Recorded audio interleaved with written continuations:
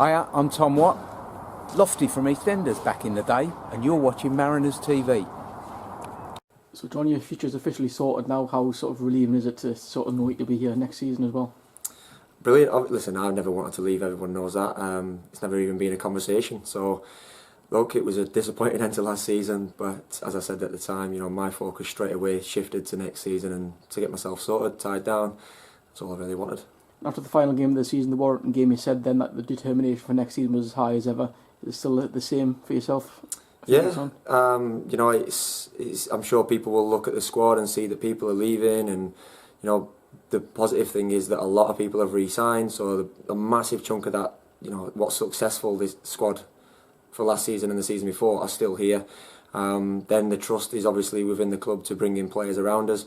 But yeah, the focus is all exactly the same. Regardless of who's getting relegated into our league or coming up into it, we're in it to win it this year. So you've lost 2 or 3 players so far. One of them, Carl Finnegan, one of your sort of best friends in football. Was that sort of disappointing for you to see him leave, but understandable at the same time? Yeah, it is tough. I've known Carl since Gateshead, and then we've obviously been really close while we've been here at Shields, and he's going to be really tough to replace Carl as a personality just as much as it is as a footballer. But listen, that is football. We're not the first club to lose an important player, and that's what we're saying. We've got to be confident that we can replace him, bring somebody in. We wish Carl and the lads that have left all the very best. There's been some great lads at this place. I've never really come across anybody that's been disrupting or been a bad personality in the changing room who hasn't become a friend. But like I said, that's football. People move on, and you wish them all the best as they wish us the best when they go. If you look back at last season, around October time, we're sort of mid-table. If we start the season better next season, do you feel confident that you can go on a good run to sort of get yourself in the driving seat early on? Yeah, listen, leagues are won by teams that are consistent. No matter what level you're at, there's always a team that's kind of a bit more consistent than everybody else that pull away. And all right, it was tight at the end, but the Ferriby points, I suppose, brought us tighter to Farza. They were consistent all season. They were there or thereabouts. Look at the season before. We were top after 14 games without a defeat or a draw on our record. If we can put even close to that run together at the start of this season and put ourselves in a bit more of a driving seat, it gives us a better chance when the latest time in the season comes and people do start dropping points after Christmas, whether it be pitches, weather conditions.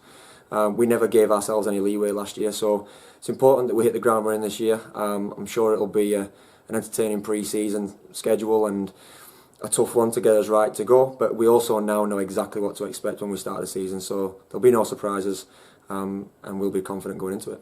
How much did you learn last season about this league and the sort of standard of the opposition teams, what they're likely to sort of come up against each week? I suppose it's just better than people gave it credit for.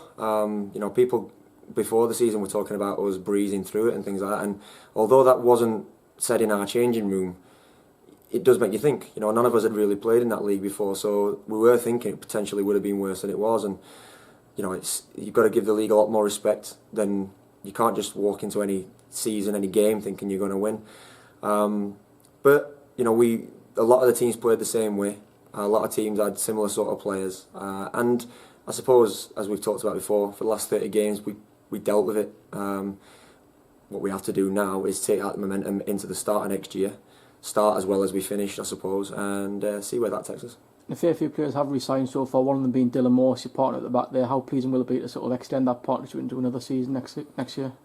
Listen, Dylan's a massive part of what we do. He's a great character, he's a great lad, and for a young footballer he's improving every year. So we're potentially going to see the best Dylan Morse next year and the year after that. He's been here for 3 years and he's got better every year, and there's a reason people like him gather interest from outside our club.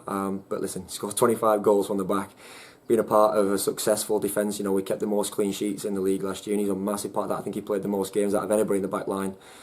So to see him sign and to be able to hammer him a little bit more and stay on top of him, it's going to be great for the team. There'll be a few new challenges in the league next year, the likes of FC United and Manchester and Morpeth as well. How sort of exciting is it to come up against the likes of those? It'd be great to go up against Morpeth. We've missed them, I suppose, and we had some real tough games and some real, we've got a bit of history, everybody knows. So it'd be good to see them and a few lads that we all know from the area. FC United, we played in pre-season game at home, but they were a good side, and noticed since they've dropped down, they've gone straight out there trying to make a few signings. They're keen to get back up, so they're not going to be a walkover. So seeing new faces in the league, again, happens every year. People come down, people come up. But we've just got to focus on ourselves. You know, we've still got tough teams in there like Warrington, who didn't manage to get out of there. Buxton, we're a young side, they'll do well again. Gaines, but all those teams that win in and around us, it's going to be a tough season. But listen, as I said at the end of last year, they're not going to be looking forward to playing against us all year either. It's the middle of the summer, it's obviously season ticket sort of sale time. What would you say to the fans about their support and how vital they're going to be next season as well?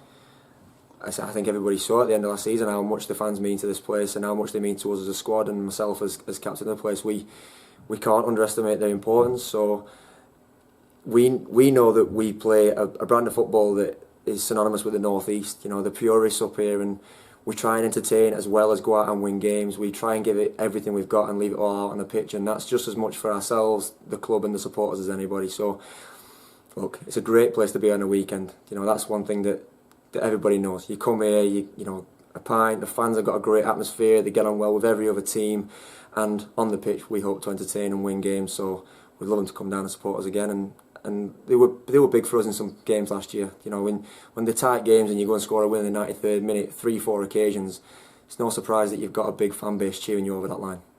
Just finally, it's not too long until pre-season, about a month or so away. How much excitement is there about getting back to business again and putting a promotion campaign together hopefully next season?